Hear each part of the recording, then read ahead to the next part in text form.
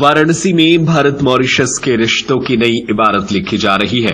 Mauritius के प्रधानमंत्री नवीन चंद्र राम गुलाम 3 दिवसीय दौरे पर काशी आए हुए हैं।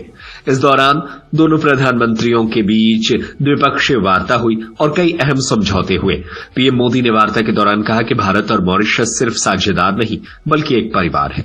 उन्होंने स्पष्ट किया कि मॉरिशस भारत की नेबरहुड फर्स्ट नीति का महत्वपूर्ण स्तंभ है।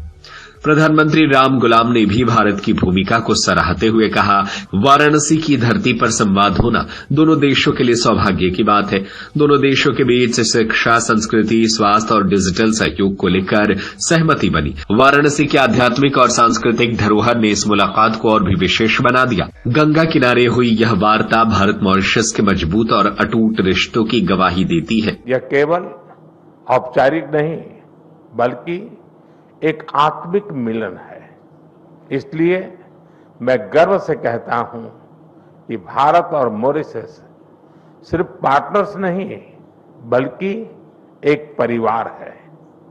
फ्रेंड्स, मॉरिशस भारत के नेबरहुड फर्स्ट नीति और विजन महासागर का एक महत्वपूर्ण स्तंभ है। Over the years, India, through its various governments, has accompanied Mauritius in its journey toward progress and development. Over the years, this has strengthened. We have benefited from India's generous assistance and expertise in key sectors of national development, including but not limited to health, education, capacity building.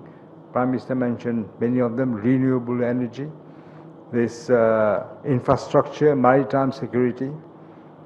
India's support, timely support in these areas continues to make a tangible difference in improving the quality of life of Mauritians. इस मुलाकात से दोनों देशों के बीच नए दौर की साझेदारी का रास्ता साफ हुआ है, जो भविष्य में आर्थिक और सांस्कृतिक सहयोग को और मजबूती देगा। सत्य खबर, सत्य, सटीक, बेबाक।